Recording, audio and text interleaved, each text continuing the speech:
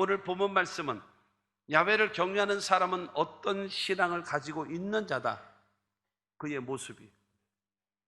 그리고 그 야훼를 경외하는 사람에게는 어떠한 축복을 받을 수 있다라는 것을 말씀하고 있는데, 첫째로 야훼를 경외하는 자는요, 하나님의 계명을 크게 즐거워한다라고 성경은 말하고 있어요.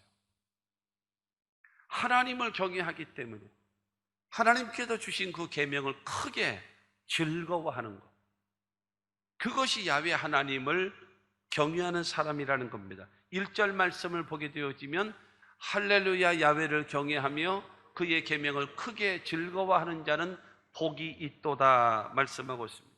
하나님께서 주신 계명에 대하여 기뻐하는 거예요. 즐거워하는 거예요. 그것도 어떻게 해요? 크게 즐거워하는 사람은 복이 있다라고 말씀하십니다. 계명이 무엇인가요? 하나님의 사람으로서 하나님의 사람은 이렇게 살아야 한다라고 하는 삶의 원칙입니다. 우리 모두 여러분 하나님의 말씀을 귀하게 여기시고 여러분 그로 인하여 하나님의 복을 받기를 바랍니다. 어떤 복이 임하는가? 2절과 3절 말씀을 보게 되어지면 그의 후손이 땅에서 강성하며 정직한 자들의 후손이 복이 있으리로다. 부와 재물이 그의 집에 있으며 그의 공의가 영구히 서 있으리로다. 여러분 그의 하나님의 계명을 크게 즐거워하는 자에게는 무엇을 주시는가 하면 후손이 강성하게 되어진다고 말하고 있습니다. 부와 재물이 그의 집에 있을 것이라고 말씀하고 있습니다. 그뿐만이 아니라 그의 의로움과 진실함이 영원히 있을 것이라고 하나님은 말씀하고 있습니다.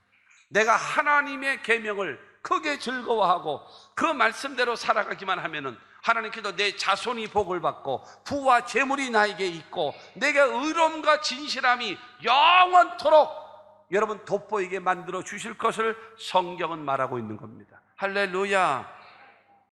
복 있는 사람, 오늘 여러분 예배 시작할 때 묵상할 때에 시편 1편 1절로 말씀을 쭉 낭독해 드렸습니다. 복 있는 사람은 악인의 꾀를 쫓지 않고 죄인의 길을 서지 않고 오만한 자의 자리에 앉지 아니하고. 여러분 죄인의 먼저는 악인들의 꾀, 잘못된 생각이죠, 잘못된 말이죠. 그 다음에 죄인들의 길, 행동으로 나타나는 오만한 자의 자리, 여러분 인격과 습관화 생활화되어진 거, 거기에는 복 있는 사람을 뭐 해야 되는가? 노, 안 됩니다. 나는 못합니다. 나는 안 돼요. 할 사람은 안 돼요. 거절하는 자가 복 있는 사람이라는 거예요. 그리고 복 있는 사람은 무엇인가 하면 야훼의 율법을 즐거워하고 그 말씀을 주야로 묵상하는 자가, 그 사람이 어떤 사람이냐? 복 있는 사람이라는 거예요. 하나님이 원하지 아니하는 삶을 단호하게 거절하는 것이 복 있는 사람이고, 하나님이 원하시는 하나님의 말씀을 묵상하고 그 말씀을 즐거워하는 것이 복 있는 사람이라는 사실을 믿게 되기를 주님의 이름으로 축원합니다. 그 사람에게 주시는 복이 뭔가요? 시편 1편 3절 말씀을 봅니다. 시작. 그는 시냇가에 심은 나무가 철을 따라 열매를 맺으며 그 잎사귀가 마르지 아니함 같으니 그가 하는 모든 일이 다 형통하리로다. 여러분 복 있는 사람 되어져서 악인의 꾀, 죄인의 길, 오만한 자리를 거절하고 하나님의 말씀을 즐거워하고 그 말씀을 묵상하는 자에게 어떤 복을 주시는가? 너는 시냇가에 심은 나무다. 생명의 근원이 역사가 너에게 나타난다라는 거예요. 할렐루야. 그러면서 철을 따라 때를 따라서 너는 열매를 맺게 될 것이다. 그리고 잎사귀가 마르지 아니함 같처럼, 여러분 열매는 있는데 잎사귀가 없고 꽃이 없어 보세요. 얼마나 여러분 볼품이 없습니까? 근데 열매를 맺는 것뿐만이 아니라 거기에 잎사귀가 무성해요. 조화가 이루어지고 균형이 이루어지고 아름다움이 이루어지는, 여러분 균형 잡힌 삶을 살아갈 수 있도록 하나님께서 축복하시고 그가 하는 모든 일이 형통하리로다. 이것이 복 있는 사람임을 믿게 되기를 주님의 이름으로 축원합니다. 그렇기 때문에 하나님의 말씀 계명은요, 하라는 말씀과 하지 말라는 말씀이 있습니다.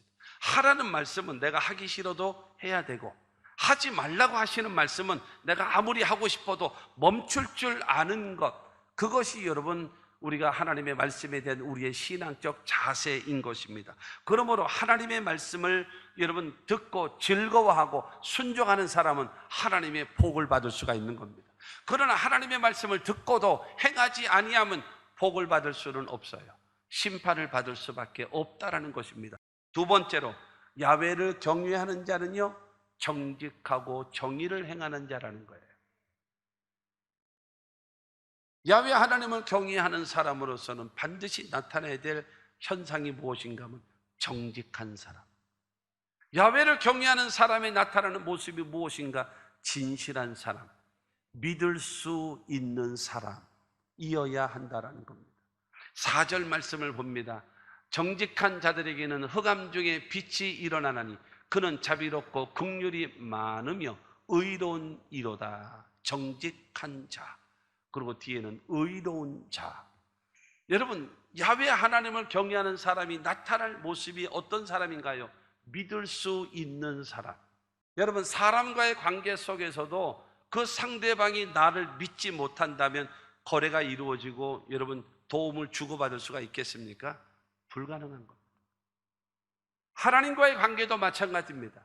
하나님 앞에 내가 기도하고 있는데 여러분, 우리가 하나님 앞에 기도해서 하나님으로부터 응답 받잖아요. 그런데 내가 기도했는데 내가 네 기도를 어떻게 믿니? 내가 네 말을 어떻게 믿어? 넌 숨 쉬는 것 빼놓고는 다 거짓말이잖아, 너는. 숨 쉬는 것 빼놓고 다 거짓말인데 네 말을 어떻게 믿어? 라고 하나님께서 말씀하신다면 끝장나는 거예요. 그렇지 않겠습니까? 기도가 응답되겠습니까? 사람의 도움을 서로 주고받을 수가 있겠습니까? 아니면 금융권의 거래를 할 수가 있겠습니까? 불가능한 거예요.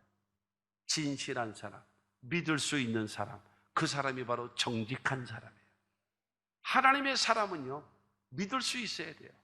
아니, 그 말이 진짜예요? 여러분, 예수 믿는 사람한테는 그 말이 진짜예요 라고 하는 그 말이 따라오면 안 돼요. 저 사람이 말했으니 된다. 믿을 수 있는 사람, 하나님이 여러분, 저와 여러분들을 믿을 수 있는 사람이 되어져야 우리의 기도를 들으시고 내가 알지, 내가 네 기도를 믿지 하셔야지. 너는 거짓말이야, 거짓말. 한두 번 속냐 지금? 그렇지 않겠습니까? 하나님과의 관계를 회복하십시오. 신용을 회복하십시오. 회복해야 하나님께서는 내 기도에 귀를 기울이시고 관심을 가지신다라는 사실을 기억하시기 바랍니다. 그래서 성경은 말합니다. 너희는 이 세대를 본받지 말고 오직 마음을 새롭게 함으로 변화를 받아 하나님이 선하시고 기뻐하시고 온전한 뜻이 무엇인지 분별하고 살아. 이 세대를 따라가려고 하지 말고, 이 거짓된 세상을 따라가려고 하지 말고, 하나님이 선하시고 기뻐하시고 온전하신 하나님의 뜻이 무엇인지를 그 뜻을 따르며 살아가라. 그래야 하나님이 너를 믿고 그래야 사람들이 너를 믿을 것 아니겠냐라고 성경은 우리에게 말씀하고 있는 것입니다. 오늘 본문 말씀에 보게 되어지면 흑암 중에, 정직한 자에게는 흑암 중에 빛이 일어난답니다. 흑암 중에 빛이 일어난대요. 여러분, 깜깜한 상황 속에서도 여러분, 정직한 자에게는요, 하나님께서 빛으로 여러분 그 정직한 것이, 그 진실한 것이, 그 아름다운 것이, 그 여러분 실력 있는 것이 드러나게끔 하나님께서 도와주신다는 거예요. 할렐루야. 순간순간적으로 여러분 임시적으로 해서 거짓말을 일삼는 사람은 하나님은 덮어버려요. 하나님은 돌아보지도 않습니다.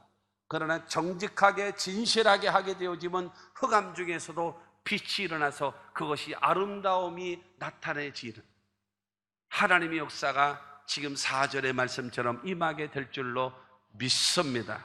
시편 37편 5절과 6절 말씀을 보면은 내 길을 야훼께 맡기라. 그를 의지하면 그가 이루시고 내 의를 빛같이 나타내시며 내 공의를 정의의 빛같이 하시리로다. 여러분, 하나님께 모든 것을 맡기고 하나님께 의지하고 네가 정직하게 살아, 진실하게 살아. 그러면 내 의를 빛같이 나타내 보여주실 것이고 내 공의를 정의의 빛같이 모든 사람이, 보지 못하는 사람이 없도록 다 드러내 주리라.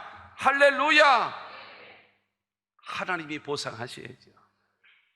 잔머리를 굴려가면서 자기 수단과 방법을 가지고 막 살려고 바등바등 한다고 되는 것이 아니라 하나님 앞에 하나님의 말씀을 크게 즐거워하고 그 말씀에 순종하는 자가 되어져서 내 자손이 잘 되고 부와 재물이 있고 여러분 우리의 삶 속에 진실함이 영원토록 가게 되어지고 그뿐만이 아니라 우리가 하나님 앞에 정직한 자가 되어져서 하나님께서 흑암 중에도 빛으로 나타나셔서 내 의와 공의를 드러내 놓으시는 하나님의 보상과 축복이 우리 가운데 있게 되기를 주님의 이름으로 축원합니다. 신명기 6장 18절과 19절을 통해서 보면은요, 야훼께서 보시기에 정직하고 선량한 일을 행하라. 그리하면 내가 복을 받고 그 땅에 들어가서 야훼께서 모든 대적을 내 앞에서 쫓아내시겠다고 내 조상들에게 맹세하신 아름다운 땅을 차지하리니 야훼의 말씀과 같으리라. 할렐루야. 하나님 보시기에 정직하기만 하면은, 그리고 하나님이 원하시는 착한 일, 선한 일에 순종하며 살아가기만 하면은 너희 조상들에게 약속했던 모든 축복을 너에게 허락할 것이다라고 말씀해 놓으셨으니, 사랑하는 성도 여러분, 하나님이 나를 믿을 수가 있고 사람들이 나를 믿을 수가 있는 정직한 사람, 진실한 사람, 하나님의 사람이 되어져야 합니다. 그러므로 세상은 속이고 거짓으로 도둑질하고 죽이고 멸망시키려고 다가올지라도 하나님의 사람은 진실하게, 하나님의 사람은 정직하게, 하나님의 사람은 믿을 수 있는 사람으로 살아갈 수 있게 되기를 주 예수 이름으로 축원합니다. 세 번째로는 야훼를 경외하는 사람은요, 소문을 두려워하지 않고 하나님만을 의지하고 의뢰하는 사람입니다. 사람의 말에 흔들리지 않고 권력과 세상에 여러분 흔들리고 두려워하는 자가 아니라 하나님만 믿고 하나님만 의지하고 하나님만 경외하는 신앙을 갖는 자라는 겁니다. 오늘 보면 7절과 8절 말씀을 봅니다. 그는 흉한 소문을 두려워하지 아니하며 야훼를 의뢰하고 그의 마음을 굳게 정하였도다. 그의 마음이 견고하여 두려워하지 아니할 것이라. 그의 대적들이 받은 보응을 마침내 보리로다. 여러분, 흉한 소문, 너는 망할 거야, 너는 어려움을 당할 거야, 너는 죽을 거야, 너는 큰 어려움을 당할 거야, 이러한 말, 이 말을 듣고 나서 두려워하거나 좌절하거나 낙심하는 상황이 아니라, 사람이 뭐라고 할지라도, 소문이 뭐라고 났을지라도, 내 주변 환경이 어떻게 됐을지라도 나는 그것 때문에 두려워하지 않고 하나님만 믿고 하나님만 의지하며 산다. 무슨 일을 만나도 예수 의지합니다. 어떤 상황일지라도 나는 변함없이 하나님만 믿습니다. 그 신앙이 야훼 하나님을 경외하는 사람이라는 겁니다. 사랑하는 성도 여러분, 다윗이라는 사람이 시편 23편에 시를 썼어요. 이거는 지상 최대의 시랍니다. 이거는 기독교인들이 말하는 것이 아니라, 여러분, 그것에 대해서 전문가들이 시편 23편은 지상 최대의 시가 그것이랍니다. 다윗은 하나님을 자기의 목자로 삼았어요. 목자로 삼. 그렇기 때문에 자기의 인생은 뭐가 없는가 하면 부족함이 없다라는 겁니다. 부족함이 없다. 그 하나님께서는 나를 목자가 되셔서 푸른 풀밭과 실 많은 물가로 인도하신다. 그렇게 고백을 합니다. 그리고 나를 소생시키기 위하여 하나님은 나를 의의 길로 인도하신다. 그리고 그 하나님께서는 원수의 앞에서 나를 잘되게 하시고 기름을 바르시고 내 삶 속에 부족함이 없도록 채우시는 하나님이시다. 그러므로 나는 그 하나님을, 하나님의 집에 나는 영원히 거할 것이다.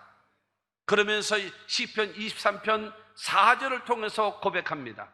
시작. 내가 사망의 음침한 골짜기로 다닐지라도 해를 두려워하지 않을 것은 주께서 나와 함께 하심이라. 주의 지팡이와 막대기가 나를 안위하시나이다. 내가 사망의 음침한 골짜기와 같은 절망적인 곳을 지나갈지라도 나는 두려워하지 않는다. 나는 좌절하지 않는다. 나는 낙심하지 않는다. 왜냐하면 나의 목자가 되신 하나님께서 지팡이와 막대기로 나와 함께 하시고 나를 지켜주시기 때문에 나에게는 부족함이 없다. 이것이 신앙 아니겠습니까? 어떤 상황 속에서 나는 하나님만 믿고 신뢰하고 의지합니다. 여러분, 이 고백을 주님 앞에 보여드릴 수 있게 되기를 주님의 이름으로 축원합니다. 마귀는 도둑질하고 죽이고 멸망시키기 위하여 다가오지만 우리 구주 예수 그리스도는 우리에게 생명을 주시고 풍성케 주십니다. 예수 그리스도의 죽으심과 부활을 통해서 우리에게 구원함을 주시고 죄사함을 주시고 하나님의 자녀 삼아 주시고 천국을 주시고 영생을 주십니다. 이 땅에 살아가는 삶 속에는 하나님께서 성령 충만함도 주시고 치료함도 주시고 축복도 주시고 기도 응답도 주시고 세상 끝날까지 너희와 항상 함께 있을 것을 약속해 놓으셨음을 믿게 되기를 주님의 이름으로 축원합니다. 마지막 네 번째로, 야훼를 경외하는 사람은 하나님으로부터 받은 은혜를 베풀며 꾸어주며 살아가는 자, 그가 바로 야훼를 경외하는 사람이라는 겁니다. 5절과 6절 말씀을 봅니다. 은혜를 베풀며 꾸어주는 자는 잘 되나니 그 일을 정의로 행하리로다. 그는 영원히 흔들리지 아니하며 의인은 영원히 기억되리로다. 여러분, 하나님으로부터 받은 은혜를 나누어 주는 자, 하나님으로부터 받은 은혜를 여러분 꾸어주고 베풀어 주는 사람, 그 사람은 어떤 복을 주는가? 그로 인해서 영원히 흔들리지 않는데요, 요동하지 않는 삶을 하나님이 약속하시고, 의인은 영원히 기억되리로다. 하나님도 너를 기억하시고 사람들도 너를 기억하는 사람이 된다는 겁니다. 할렐루야. 하나님으로부터 많은 복을 받아서 하나님이 기뻐하시는 일을 위해서 하나님이 여러분 사랑을 베풀기를 원하는 자들에게 나누어주고 베풀어주고 구워주는 자가 되어지면 하나님께서 나를 잘되게 하시고, 여러분 그야말로 사람들 앞에도 인정을 받고 내 삶을 흔들리지 않도록 하나님께서 나를 붙잡아 주심을 믿으시기를 주님의 이름으로 축원합니다. 오늘 보면 9절 말씀도 봅니다. 9절에도 보면 시작, 그가 재물을 흩어 빈궁한 자들에게 주었으니 그의 의가 영구히 있고 그의 뿔이 영광 중에 들리리로다. 여러분, 빈궁한 자들, 어려운 자들, 하나님이 관심 갖고 있는 그들에게 나누어주고 베풀어 주었더니 하나님 앞에도 인정받고 사람 앞에도 인정받을 수 있도록 하나님께서 도와주신다는 겁니다. 그러므로 사랑하는 성도 여러분, 복 많이 받으십시오. 복 많이 받으셔서 하나님이 원하시고 하나님이 기뻐하시는 그런 선한 일, 보람있게, 여러분 가치 있게, 여러분 하나님 앞에 멋진 작품, 뭐 그런 말 있잖아요. 호랑이는 죽어서 가죽을 남기고 사람은 죽어서 이름을 남긴다. 여러분, 이름 그까짓 건 만들어서 뭐 할 거예요? 비석에 써붙어가지고 여러분 이름 석자 써 있는 게 뭐가 중요하겠습니까? 그러나 우리 대한민국, 역대 우린 대한민국에서 여러분 위인들, 뭐 백인에 대한 뭐 노래도 있고 그렇더라고요. 여러분, 예를 들어 그와 같은 사람들의 뒤에는 뭐가 있습니까? 작품이 있어요. 작품. 세종대왕, 우리 대한민국 사람들이 가장, 역대 조상들 가운데 가장 존경하는 사람, 부동의 1위 세종대왕, 그 다음에 부동의 2위 불멸의 이순신, 아주 불멸의 이순신이라고 따라 붙었어. 여러분, 그 두 분은 1등, 2등을 변하지를 않아요. 그러나 세종대왕은, 여러분, 그분은 그냥 세종대왕이라서 왕이었기 때문에 여러분 국민들이, 모든 후손들이 다 존경하나요? 아니에요. 우리들에게 한글을 주었잖아요. 이순신 장군이 없었다면요, 우리 대한민국은 없어졌어요. 그때 임진왜란 때 없어졌어요. 그냥 일본에 귀속된 하나의 도시로 전락할 수밖에 없는, 일본은 대륙으로 여러분 나오게 되어지고 우리 대한민국이라는 나라는 일본의 하나의 도시로 전락할 수밖에 없는데 이순신 장군이 대한민국을 살리지 않았습니까? 그 뒤에는 뭐가 있다라는 거예요? 작품이 있단 말이에요. 그렇기 때문에 저와 여러분 뒤에는 뭐가 있어야 되겠습니까? 작품. 하나님 앞에, 사람들 앞에, 가족과 후손들 앞에 무엇인가 작품을 남겨야죠. 옛날에 86년도에 천국 가신 강다리 목사님께서 우리 교회에 오셔서 부흥회를 하실 때, 86년도, 7년도인가? 그때 오셔서 부흥회를 하실 때에 아무 의미 없이 살다가 죽은 사람은 비석에서 딱 써줄 게 있대. 조봉기사, 만들죠. 똥분 기계기 사망사자라. 똥 만들던 기계가 죽었다. 우리가 이렇게 살면 되겠냐는 거예요. 무엇인가 하나님이 원하시는 일, 하나님이 관심을 갖고 있는 일, 하나님이 도우시기를 원하시는 그 사람을 우리가 도와주고 우리가 베풀어주면 하나님이 우리를 윤택하게 하시고 하나님이 우리를 축복하심을 믿게 되기를 주의 이름으로 축원합니다. 잠언 11장 25절은 말합니다. 구제를 좋아하는 자는 풍족하여질 것이요 남을 윤택하게 하는 자는 자기도 윤택하여지리라. 할렐루야. 하나님은 신고 거두는 법칙을 우리를 통해서 적용하시고 활용하시는 하나님이십니다.